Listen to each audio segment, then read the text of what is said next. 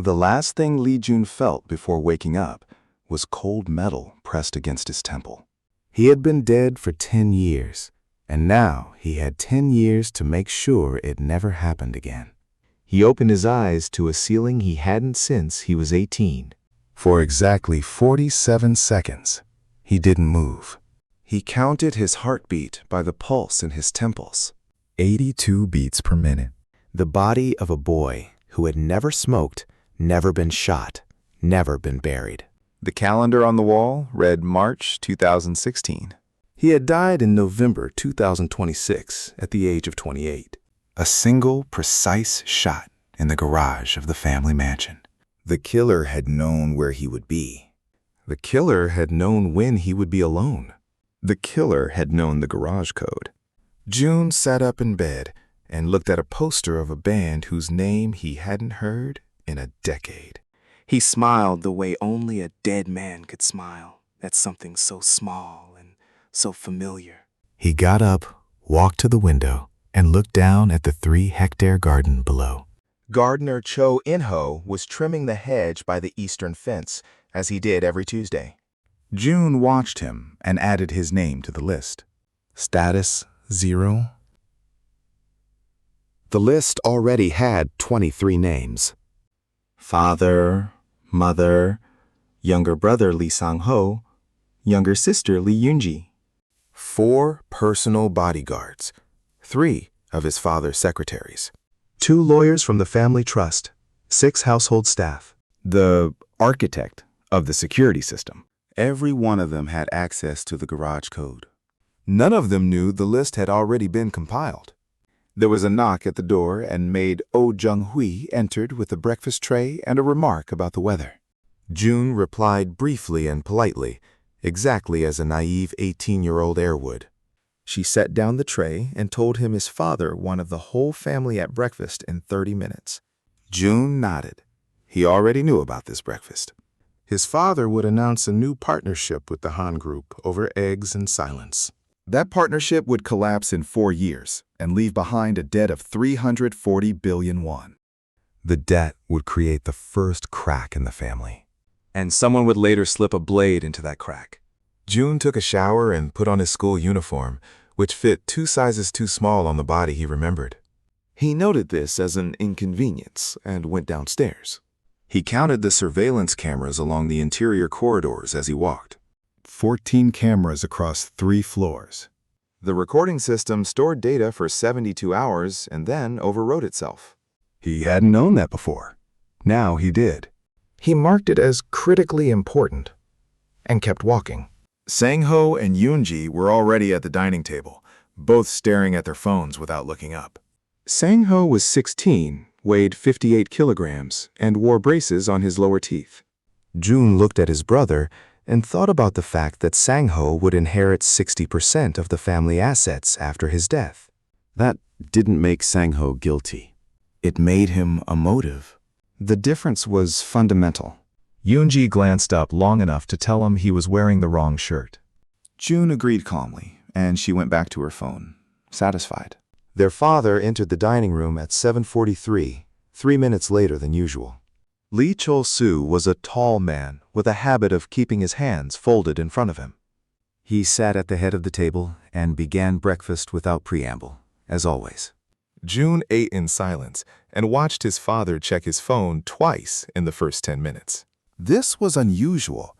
Lee Chol-soo had never looked at his phone at the family table before 2019. Someone was texting his father first thing in the morning. June filed it under the date and kept his face perfectly still. At 7:58, his father announced the meeting with the Han Group. Sang-ho asked about money and was told it didn't concern the children. June smiled at his plate. He saw what the others didn't. A black sedan dropped June off at the gates of Sonjin Academy at 8:15. The academy cost 48 million won a year and accepted 340 students from the 11 wealthiest families in Seoul. June got out of the car and smelled fresh paint from the West Wing. Renovations, March 2016. He remembered those renovations. He remembered that smell. He remembered every crack in the asphalt. 10 years of living inside those walls had burned a map into his memory more precise than any evacuation plan. He nodded to the security guard at the gate and walked toward the high school building. Over 80 meters of central walkway, he was called out to 4 times. The first was Kwon Se-hyun, son of a construction conglomerate owner who owed the Lee family 7 billion won. Kwon slapped him on the shoulder and asked where he'd been at yesterday's party. June said he'd been busy. Kwon laughed and ran one. Status 0. The second stop was more important. So Yoonji stood against a wall, staring at her phone with the expression of someone solving a problem. In 2026, So Eun-ji would hold the position of Chief Operating Officer at the Han Group. In 2026, the Han Group would be the only external player with full access to the Lee family's financial records. This wasn't proof. It was a dot. A dot on a list that still needed lines drawn between them. So Yoonji raised her head and looked at him, the way one looks at a piece of furniture. June nodded and walked past. She went back to her phone. Neither of them said a word more than necessary. There were 28 students in Class 11A, and June knew the fate of each one to varying degrees. 3 would go into politics. 1 would go to prison for embezzlement. 2 would leave Korea for good. He sat at his desk by the window and opened a notebook. The notebook was empty. He was going to fill it. The first class was Korean literature, and as the teacher's voice droned on about romanticism, June was piecing together a different kind of timeline in his head. March 2016. The contract with Han is signed today. April 2020. The first crack in the family. November 2026. His death. 127 months between these points. Hidden inside those months was one person with a single motive. June wrote 3 numbers in his notebook. 23. 127. 1. During the break, his best friend Tak Min-soo dropped into the chair beside him. Talked about his father yelling at him over physics grades, about Friday plans, about nothing in particular. June listened and remembered something else about Tak. It had been Tak who found his body in the garage. Tao who called the ambulance. Tao who gave a statement to police for 3 hours. Tao who cried openly at the funeral. None of this proved anything. None of this disproved anything. Tak remained on the list with neutral status. Tak asked why June was so quiet today. June said he hadn't slept well, and Tak believed him, because people always believe simple explanations. That was their weakness. June intended to exploit it systematically. At 11:30, a message arrived from his father. Dinner at 7 that evening, the whole family. He had not received this message in his first life. His father had never texted him during school hours. Dinner on the day the contract was signed, an initiative from his father. No explanation attached. June put his phone away and looked out the window. So Yoonji was still standing in the east alley, phone to her ear, motionless in the cold March air. She had been talking to someone for 20 minutes. He noted the time, 11:32. He noted the location, east side of the alley, second street light on the left. He didn't know yet what it meant, but he knew it meant something. The intuition of a dead man is more accurate than the logic of a living one. June returned home at 4:40 and went straight to his room without stopping in the kitchen. He had 3 hours before dinner, and 3 hours was a resource. He sat at his desk, opened the laptop that still remembered his 18-year-old self's password, the name of his favorite band plus his birth year, and began. He would change the password tomorrow to something neutral. He spent the next hour reviewing public information about the Han Group from a fresh angle. Han Byung-gu had been CFO since 2009, an unblemished background on paper. June remembered seeing him in person once, at a corporate dinner in 2021. Han had sat next to his father and laughed too loudly for his status. People who laugh louder than necessary usually hide something behind that laughter. That wasn't a conclusion, it was a clue. At 5:15, he closed the laptop and took a blank notebook from his desk drawer, one that would never leave the room. He wrote a single word at the top: garage. Below it, he wrote everything he remembered about that night in November 2026. Time of death, approximately 11:40 in the evening. He had been alone. He had opened the garage himself. No one had forced him. He had received a message from an unknown number about a problem with his father's car. He went to check because he was the eldest son, and the eldest son checks on such things. This meant the killer knew his psychology, knew he wouldn't send a security guard. He would go himself. The killer had been around long enough to study his reflexes and his sense of duty. June underlined that last observation twice. Then he hid the notebook under the false bottom of the drawer he had built himself at 14. At 6:55, he went down to the dining room and found everyone already seated, except his father. That was an anomaly. Lee Chol-soo always arrived first. Always. In 10 years of living in this house, June could not recall a single exception. His mother, Im Hae-jung, sat perfectly upright, staring at the door with an expression June had learned to read in childhood. It meant something had happened between her and his father, sometime between morning and evening. Sang-ho was eating bread before dinner, which violated the table rules, and no one was stopping him. That meant his mother wasn't here in spirit. Yoonji looked at their mother and stayed silent, the expression of someone who had already decided questions were pointless. Father walked in at 7:04 and sat without apologizing for being late. He never apologized for being late. But tonight, Lee Chol-soo looked 2 years older than he had that morning. June measured this by the depth of the wrinkles around his mouth. Signing a contract didn't age a man. Something else had happened today, besides the contract. Dinner began, and for the first 10 minutes, the only words spoken were to ask for the salt and the water. Then his father said he wanted to discuss something that concerned everyone, including the children. Sang-ho looked up. Yoonji put her phone down. His mother folded her hands in her lap. June didn't change his posture. His father confirmed the partnership with the Han Group, joint management of 3 assets for 5 years. This matched what June remembered. And then his father said something June had never heard in his first life.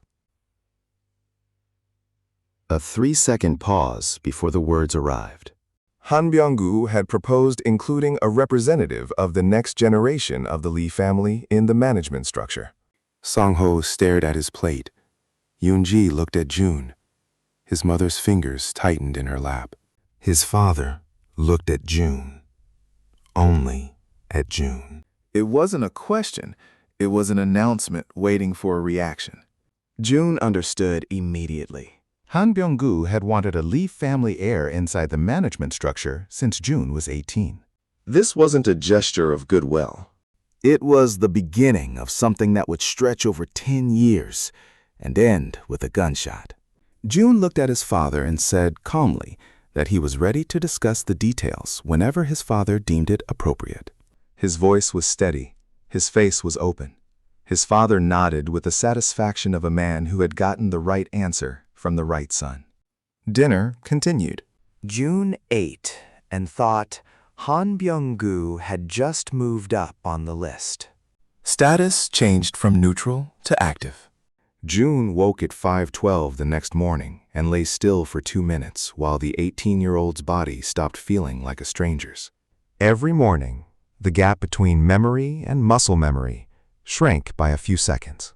The body adapted faster than the mind. He got up, changed his laptop password to a random 16-character string, wrote it down in the hidden notebook, and opened a new document. He began reconstructing the full chronology of the partnership from memory. March 2016. Contract signed. September 2017. First joint venture launched.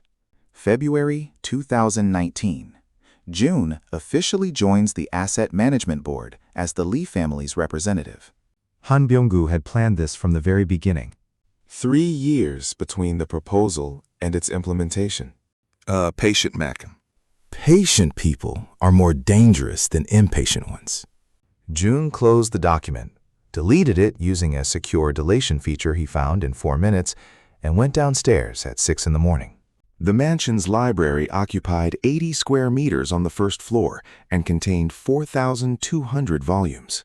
June knew that paper copies of key contracts dating back to 2018 were stored somewhere in here. His father didn't trust digital copies alone. He found the right section in 11 minutes, business documents, chronological from 2010 to 2016. The folder labeled Han was there. Thin. March 2016. A 4-page preliminary agreement. June read slowly, comparing each clause against what he remembered from the 2019 final version. The first clause matched. The second matched. The third contained wording he had never seen in the final version. It read, "A representative of the next generation of the Lee family is granted the right to access operational data." Access to information. Not managerial, not voting. Only informational. But in the final 2019 version, this clause referred to full participation on the board. Someone had changed the wording between 2016 and 2019. Either his father had strengthened his position in negotiations, or Han had proposed the expansion, or a third party had negotiated behind both of their backs. June photographed the page and placed the folder back exactly where he'd found it, down to the millimeter. At 6:43, maid Oh Jong-hee entered the library and stopped in surprise at the door. June was sitting in an armchair, a volume of Korean history open to a random page, opened 40 seconds before she arrived. He said he couldn't sleep and would be heading back up to his room soon. She began wiping shelves. He stayed 8 more minutes to make it convincing, then left with the book under his arm. The act held up. At 9:30 in economics class, the teacher announced a group project on corporate law and divided the students into pairs by alphabetical order. June ended up paired with So Un-ji. The list didn't know what he knew. The list had simply given him what he needed. So Yoonji looked at him with the expression of someone who had received a task and intended to solve it efficiently. She proposed meeting Wednesday at 4 in the academy library to divide responsibilities. June agreed. 2 sentences. Exactly what was needed. He watched her profile after she turned back to her notes and thought, 3 hours ago, her father had become an active item on his list. She didn't know that. Or maybe she did. That was exactly what he intended to find out on Wednesday at 4. At 5:20, a message appeared on his father's phone, and June saw it by chance when they crossed paths in the mansion lobby. His father held the phone screen outward for a split second too long. June read the sender's name, Han Byung-gu. The first 3 words of the message were, "We need to discuss." His father put the phone away and greeted his son as if nothing had happened. June replied in the same tone, and they went their separate ways to different wings of the mansion. Upstairs, June opened his hidden notebook and wrote a new line. Han Byung-gu initiates contact the day after the signing. We need to discuss. What exactly? Below that, the date, March 16th, 2016. And a single word that carried a question inside it. Wednesday. The Songjin Academy Library closed at 6 in the evening, and by 4 there were no more than 8 people inside. June arrived at 3:52 and chose a table by the window with a direct view of the only entrance. A habit of a dead man. He laid out his materials and had his textbook open to the right page before she walked in. So Yoonji appeared at exactly 4, no jacket despite the cold March air, carrying a folder that already looked full. She had prepared in advance. That said something about her character. She sat down across from him, opened the folder, and began speaking without a greeting, like someone for whom time was the only real currency. She had divided the project into 3 sections and suggested June take the first, the lightest. She had reserved the 2 more complex and voluminous sections for herself. It wasn't courtesy. She simply didn't trust her partner and preferred to control the key parts herself. June said he would prefer the second section.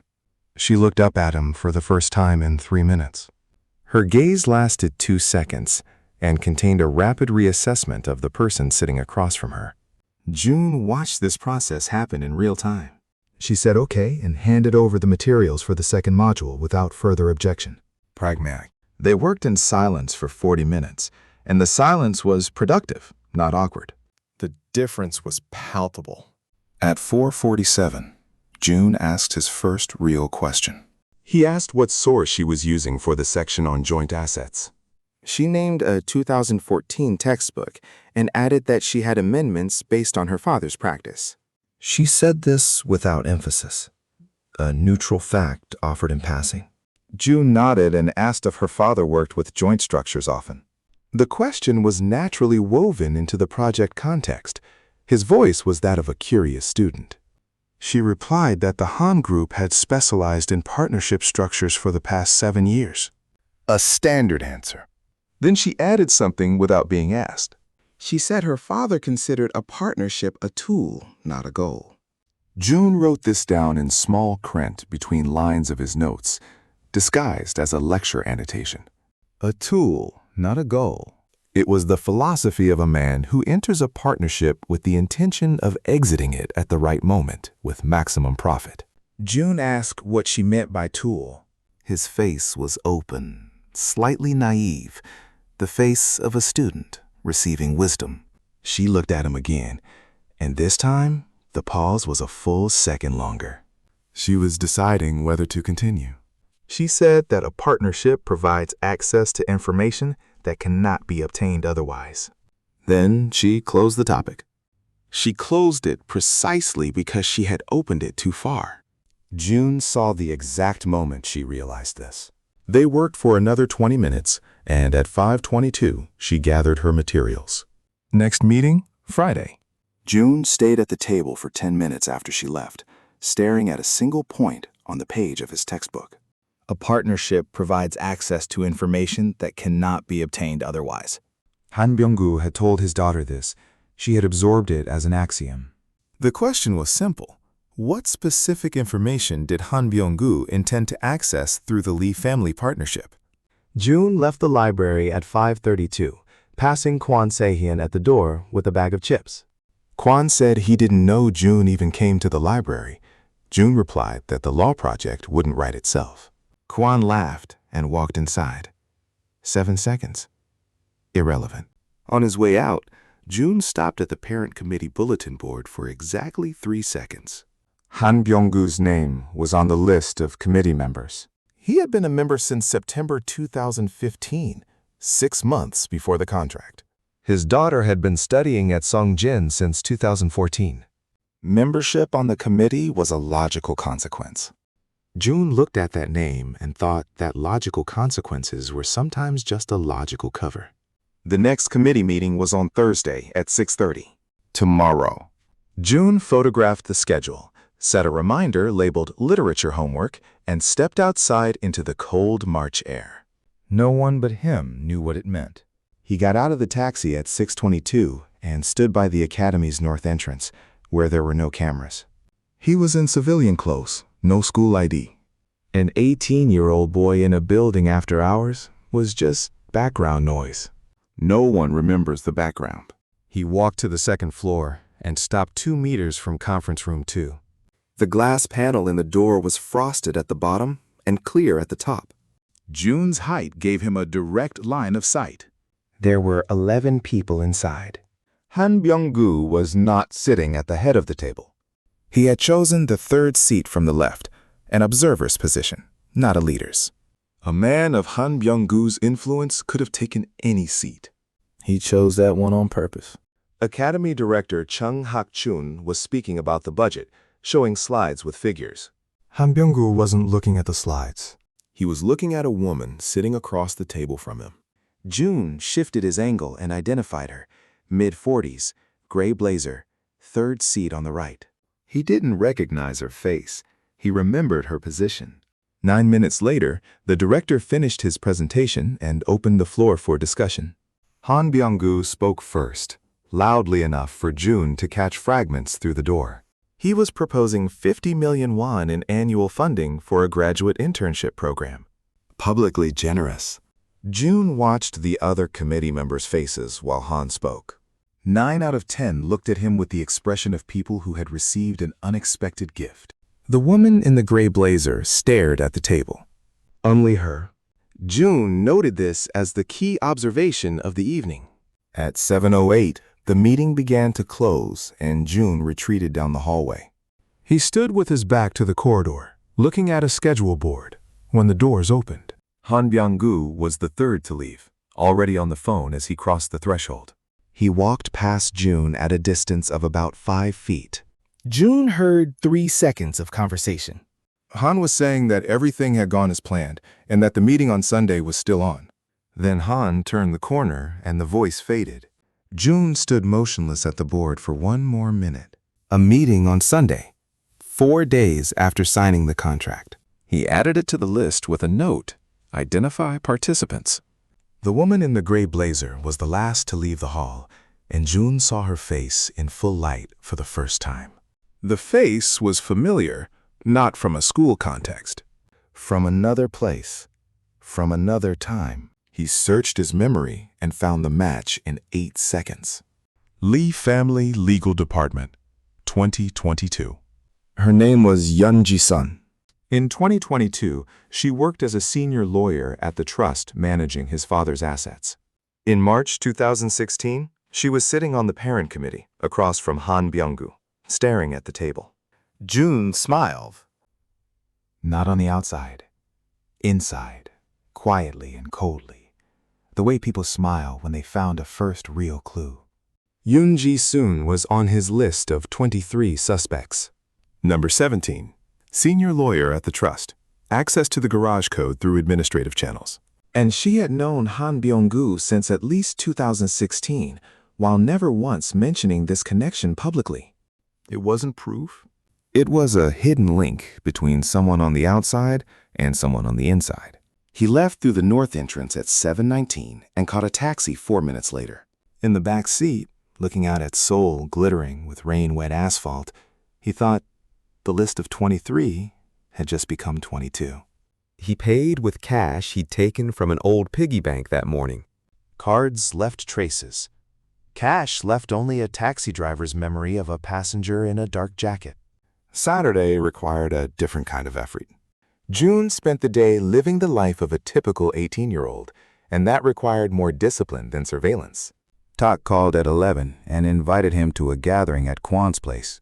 June agreed, because refusing would create a pattern. A pattern of avoiding social life would be noticed sooner than a pattern of attendance. Basic calculation. At Kwan's place, there were 14 people. Noise, music, food he didn't want, and conversations he already knew by heart. He spent 3 hours there and played his part exactly as he remembered. He laughed at the right moments. He went quiet at the right moments. At one point, Tak said he seemed different today. June asked what the difference was. Tak thought for a moment and said he didn't know, just different. June nodded and changed the subject. Tak forgot about it a minute later. Sunday morning, June rose at 5:30 and began preparing to tell the meeting Han had mentioned on the phone. The problem, he didn't know where the meeting would take place. All he had was the word Sunday. He knew of 3 places Han Byung-gu used for informal meetings, drawn from memory of his past life. A restaurant in Gangnam Han visited every 2 weeks, a golf club where he'd been a member since 2012, a private club in Cheongdam that June had found only by chance in 2023. 3 places, 1 Sunday. He chose the golf club because a long conversation needed a natural cover. He arrived at Hanggang Hills at 8:40 in athletic wear, carrying a badminton racket taken from the storage room. The racket was a prop. A man with sports equipment at a sports facility was part of the scenery. He stood at the cafe across from the club entrance, ordered an Americano, and watched the parking lot through the glass. At 9:15, a black Genesis G90 with a license plate he recognized immediately pulled into the entrance. Han Byung-gu stepped out in a light gray tracksuit. A second man followed. June set his cup down on the saucer without a sound. He recognized the second man instantly. Choi Sung-jun, managing director of the law firm that would serve the Lee family trust starting 2018. In March 2016, before he joins the trust, he is meeting Han Byung-gu at a golf club on a Sunday morning. They walked in together like people who had known each other for a long time, not a business acquaintance. Nah, a first meeting. The body language of two people with a shared history longer than any single contract. June paid for his coffee, left the cafe, and walked around the building to the east side, where the restaurant terrace was open to the street. The terrace was separated from the sidewalk by a hedge 140 centimeters high, enough for a clear view. Han and Choi sat down at a corner table at 9:28. June stood behind the hedge and watched their profiles. He couldn't hear their words. The distance was 22 meters, and the wind wasn't cooperative. But he could see the gestures. Han was talking and showing something on his phone. Choi watched and nodded once, slowly. Then, Choi took out his phone and showed Han something in return. Han studied it for a long time. An exchange of information, not with words, with screens. Documents or files that couldn't be spoken aloud. At 9:51, a third person approached the table from inside the club. He sat with his back to the fence, and June could see only the back of his head. Dark blue jacket, height approximately 178 centimeters, broad shoulders, short hair with gray at the temples. June ran the list through his memory. 23 names, then 22 after Yoonji's sum. Broad shoulders, gray hair. 4 minutes later, the third man turned to pick up a glass from the edge of the table. June saw his profile. In Kleiso, the Lee family CFO, number 3 on the list. The man who knew every figure in the trust. June didn't change his stance. He stood behind the hedge, breathing steadily, watching 3 men at a corner table. Han Byung-gu on the outside. Choi Seung-jun, the trust's future lawyer. Im Tae-suk, the family's CFO right now. 3 people. An off-the-record meeting. Screens exchanged. 4 days before Han's contract takes legal effect. A slight curve touched June's lips. Not on the inside this time. They thought they were building a structure no one could see. They didn't know the structure was already fully visible. He left at 10:03, the same way he'd come. East side, no backward glance. Back at the mansion at 11:20, he went up via the service staircase, which had no cameras. He had confirmed this on the very first day after his return, walking the mansion under the pretext of boredom. He closed his bedroom door, took out the hidden notebook, and wrote down everything while the details were still fresh. Han plus Choi plus Im Tae-suk. Time 9:28 to approximately 10 o'clock. Location Hangong Hills Golf Club. Screen sharing. No words. Then he drew a diagram. 3 dots. 3 lines connecting them. In the center of the triangle, 1 word. Trust. The Lee family trust managed assets totaling 4.7 trillion won. Im Tae-suk controlled the flow of that money as CFO with direct access to operating accounts. Choi Seung-jun would join the trust in 2018 and gain access to the full legal structure of all assets. Through the partnership, Han Byung-gu would gain informational access, which someone would expand to managerial access by 2019. 3 people, 3 types of access: financial, legal, managerial. Together, this amounted to complete control over the trust. June looked at the triangle and thought about something deeper. His murder was too simple an ending for a scheme of this scale. His death didn't give them direct control over the trust. His death gave Sang-ho 60% of the inheritance. In 2026, Sang-ho would be 26 years old, talented, impulsive, with no experience managing large assets. A young, inexperienced heir with 60% of the trust was manageable. Far more manageable than his older brother with 10 years of experience. June recorded this as version 1. He was eliminated not because he was in the way. He was eliminated because he wouldn't give in. Version 2 was simpler and colder. He had learned something specific in the weeks before his death. He sifted through his memories of October and November 2026, searching for the moment that had triggered the decision to eliminate him. October 2026. Trust board meeting on the 14th.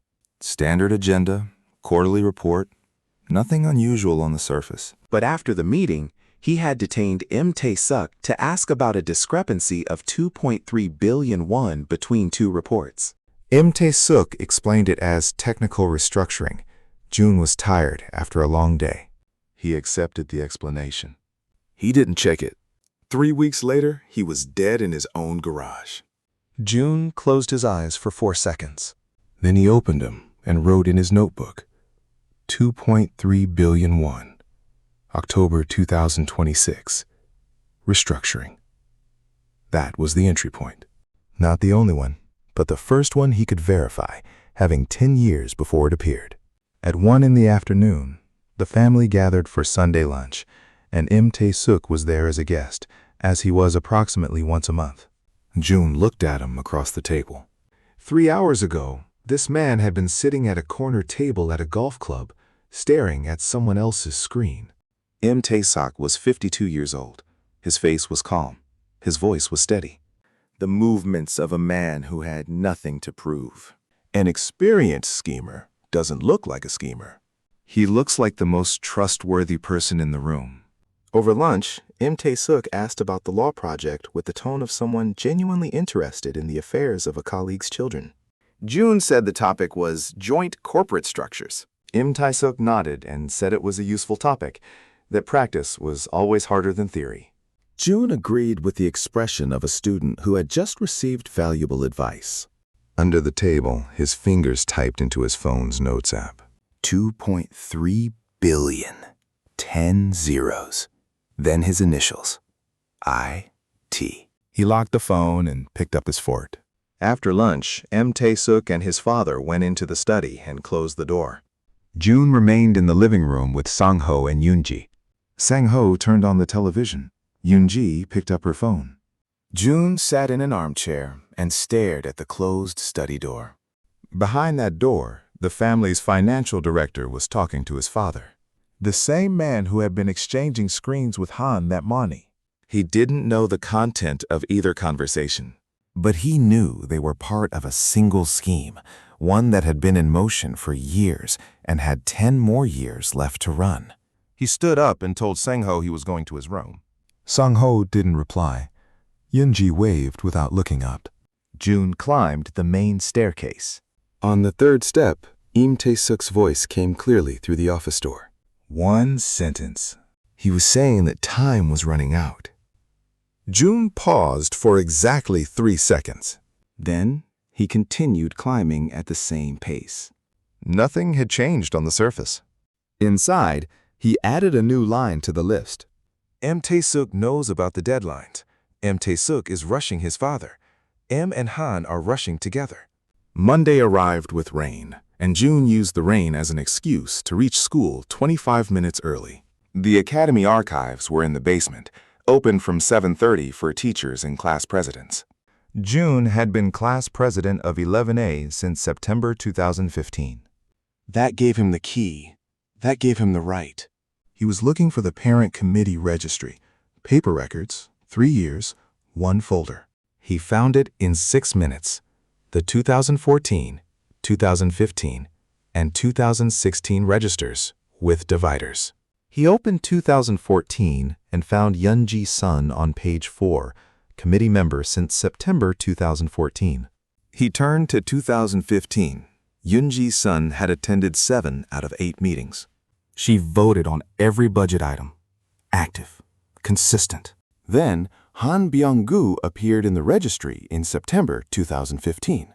First meeting attended, October 14th, 2015. June paused. October 14th. He had seen that date before. Trust Council meeting, October 14th, 2026. 10 years separated these 2 October 14ths. The coincidence was too precise to be coincidence. He photographed the page, replaced the folder with millimeter precision, and left the archives at 8:15. He passed the vice principal in the hallway and told her he'd come to return documents from the previous week. The explanation was 40% true. That was enough. After classes at 4:30, June didn't go home. He went to the Socho district, where mid-tier law firms clustered in business towers. He needed information about Yoonji's son that public records couldn't provide. In 2022, she had worked at a small firm called Hansong Partners, 7th floor of the Socho Tower Business Center. He remembered the address. He entered the lobby, rode up to the 7th floor, and stopped at the glass doors bearing the firm's logo. He had no intention of going inside. He only needed to read the partner sign, visible through the glass. 6 names. Yoon Ji-soon was listed 4th, Corporate Law Division. And next to her name was the name of the senior partner overseeing her practice area. Choi Sung-jun. June stared through the glass without moving for 9 seconds. Choi Sung-jun, senior partner at Hansong Partners in 2016. The very same Choi who would join the Lee Family Trust in 2018. Yoon Ji-soon worked under his supervision now. Yoon Ji-soon would become a senior attorney at the trust in 2022, after Choi. Choi had brought her in. Choi and Han met at the golf tub. Choi was the bridge between Han on the outside and the trust on the inside. The triangle from Sunday had just taken on a new dimension. It wasn't a triangle. It was a chain with an anchor. The anchor was Choi Sung-jun. Han on the outside, Tae-suk on finances, Yoon Ji-soon on legal affairs. Everything ran through Choi. June stepped back from the door, pressed the elevator button, and waited with the expression of someone who had simply gotten off on the wrong floor. In the elevator, he took out his notebook and drew a new diagram. Not a triangle, a star with a center. Choi in the middle, 4 rays extending outward. Han, Tae-suk, Yoon Ji-soon. The 4th ray was empty. It was empty because 4 points were more stable than 3, and because structures of this scale were never built on 3. He left the business center at 5:15 and stood on the rain-wet sidewalk. The 4th ray. Someone else was part of this structure. Someone he hadn't seen. Someone he didn't remember from his first life. Which meant his memory was an incomplete map. Useful, but incomplete. There were blank spots. He turned up his collar and walked toward the taxi stand. The 4th ray could be anyone from the remaining 21 names. Or someone who wasn't on his list at all. Someone he had never suspected. Someone very close. At home at 6:30, he found a note from his mother on the hall table. M. Hai-jong had written in even, emotionless handwriting. Tomorrow morning at 8, a notary would arrive to sign updated trust documents. June read it twice. He had no memory of a notary in March 2016. The trust had updated its documents in 2019 when June officially joined the board. It had never happened before that. Something had accelerated. Tae-suk had told his father time was running out. Now, the notary was coming, 2 weeks after the contract with Han. June placed the note back exactly as it had been and went up to his room without changing his pace. He opened his notebook to the star diagram and wrote a single word in the corner of the page. Tomorrow. He set his alarm for 6, but woke at 5:47 because a dead man's body didn't trust alarm clocks. He dressed and went down to the lobby at 6:15. The night shift guard nodded. June nodded back and moved toward his father's study. The door wasn't locked. His father had never locked the study inside the house. Either a sign of trust in the family, or the habit of a man who didn't expect the threat to come from within. June didn't turn on the light. Street lamps cast enough light through the panoramic window overlooking the garden. The safe was behind the left panel of the bookcase. He had known the 6-digit code since 2019. His father had changed it after his death, but in March 2016, it was the same. The lock clicked softly. Inside, 4 folders, a stack of envelopes, and a flash drive in a clear bag marked March 12, 2016. 4 days ago, the day before the family dinner where the partnership was announced. He stared at the flash drive for 3 seconds, then put it back. A computer left traces. He opened the top folder. Preliminary conditions for the trust amendment. 14 pages, prepared March 11th. He read quickly and memorized without photographing. Taking images from his father's safe was a different category of risk. Page 1. Trust structure unchanged. Assets of 4.7 trillion won remain under Lee family management. Page 3. A position of independent financial auditor is introduced, with access rights to operating accounts. Page 5. The independent auditor is appointed in consultation with the partner entity, the Han Group. June reread page 5 twice. The Han Group was being granted the right to nominate an auditor with direct operational access to the trust's accounts. This was not the informational access written into the preliminary contract. This was direct access through a designated person. Page 11. If the auditor identified violations, the partner entity would gain the right to temporarily manage the distressed assets. June stopped there. Temporary management of troubled assets. Violations determined by an auditor Han himself had nominated.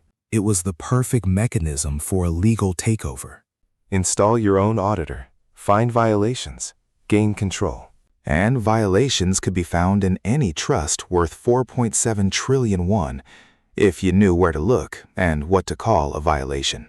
As CFO, Tae-suk knew where to look. As a lawyer, Choi Sung-jun knew what to call a violation. June closed the folder, placed it exactly where it had been, locked the safe, and left the study at 7:04. In the lobby, he ran into his mother coming downstairs in a robe with a cup of tea. She asked why he was already up so early. He said he couldn't sleep and wanted a quiet breakfast before school. She nodded without asking further questions. She was a smart woman, smart enough not to ask questions she didn't want answers to. At 8:03, Notary Pan Hong-jae entered the mansion with a briefcase and an assistant. June sat on the top landing behind the staircase railing, watching through the bars. His father met the notary in person and led him into the study. Tae-suk arrived 7 minutes later in his own car. The office door closed at 8:10. 4 people inside. Father, notary, assistant, Tae-suk, signing documents that handed the Han Group the right to nominate an auditor with operational access to the Lee family trust. His father was signing this voluntarily. With the smile of a man entering into a profitable partnership with a powerful ally. He didn't know that Ali had been sitting beside him at the table for years, calling him a friend. June looked at the closed office door and thought about everything he had let pass this week without intervening. Stopping it now was wrong. Too soon. Too little evidence. Too obvious a reaction. He had to let the scheme grow until it became visible, not just to him. At 9:15, the office door opened. Pan Hong-jae came out and shook his father's hand in the hallway. Tae-suk followed and caught June's gaze on the stairs. He raised a hand in greeting. June waved back with the face of a boy bored on vacation. Tae-suk smiled and left the mansion. The documents were signed. The structure had taken legal form. The clock had started ticking toward September 2016. June went back to his room and wrote beneath the star diagram. Han's auditor will arrive in September. And then below that, one question framed as a task. Who will the auditor be?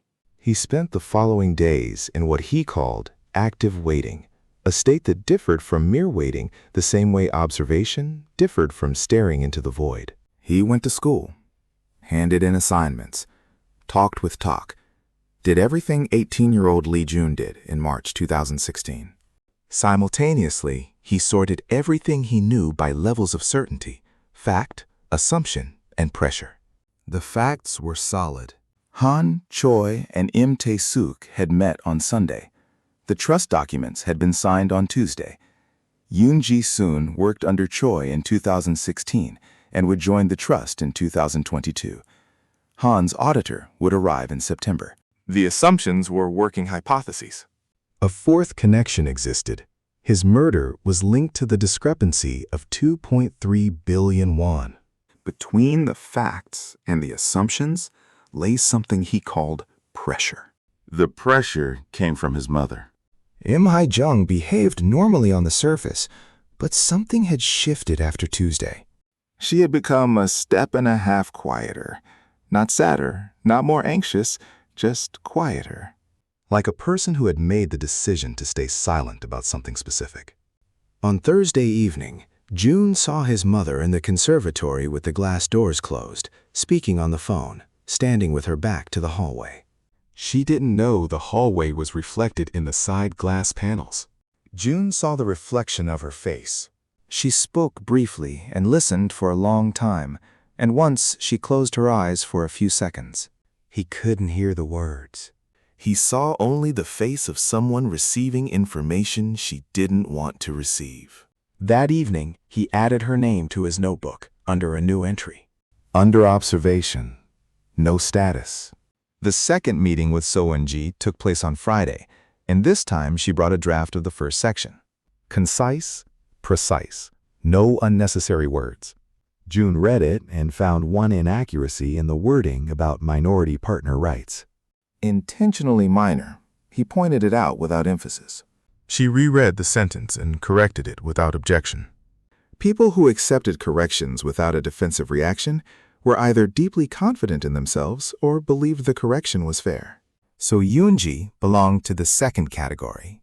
That made her a dangerous conversation partner because she listened to substance. At the end of the meeting, she asked how he was doing. Not casual, specific and direct. June assessed the question in 2 seconds. Not manipulation, not small talk, genuine curiosity. He replied that things were a little noisy at home with his father's new partnership. A neutral detail. A test. Her expression didn't change, but the pause before her next word was half a second longer than usual. She said that partnerships could be complicated, and that her father always emphasized the importance of the right documentation. June nodded like a student who had received a piece of common wisdom. Inside, he added this to the pressure column. She knew about paperwork, not necessarily the specific documents, but her father had spoken to her about documentation often enough that it had become second nature. The question was whether she knew the specifics, and if so, how much and from when. After the meeting, walking toward the gate, June passed his brother standing by the car. Sang-ho's driver had broken down. He needed a ride. June told him to get in. In the car, Sang-ho immediately buried himself in his phone. A 16-year-old boy with braces and headphones who thought he was just getting home on a Friday after school. June looked out the window and thought about the 60%. At the traffic light by the Hangang Bridge, San-ho pulled out one earbud without turning around. He said he had heard their mother crying in the bedroom last night. He said it toward the window. June didn't answer right away. He looked at the red light and gave his brother space. Sang-ho said it was probably nothing serious, put his earbud back in. The light turned green. June looked at the road and thought about his mother's face in the conservatory glass, eyes closed, the expression of someone bearing unwanted news. Im Hae-jung had cried after the trust documents were signed. She had cried after receiving information she didn't want. Something had reached her between Tuesday and Thursday. Something connected to those documents. That evening, June wrote a single line beneath his mother's entry. Find the source of her information first. He waited until Sunday, when his father left for meetings before lunch, and Sang-ho went to a friend's house, and Yin-ji slept until noon. He found his mother in the conservatory with a book she wasn't reading. The page hadn't turned in 5 minutes. Im Hae-jung was a beautiful 44-year-old woman who maintained her posture even when she thought no one was watching. June sat down across from her and said he wanted to talk. Not like an 18-year-old son, calmly, directly. His mother closed the book and looked at him, and her expression told him she had been waiting for this conversation and fearing it at the same time. That was the most important signal. She had been waiting. He told her he had seen her face reflected in the conservatory glass on Thursday evening. Just a statement. No accusation. She was silent for 4 seconds. Then she asked how much he had seen. Her voice was steady, her words precise. She knew how to keep her face neutral. He said he had seen enough to know the conversation was difficult. She looked out at the garden, and when she finally spoke, she said she had called an old friend in the financial sector, someone who sometimes gave her quiet advice. That friend had seen the partnership documents, identified the clause about temporary asset management as unusually broad, and named the person standing closest to those papers, Im Tae-suk, the man June had already marked, the man his mother had found on her own, the first thread they both held without knowing the other was pulling it too.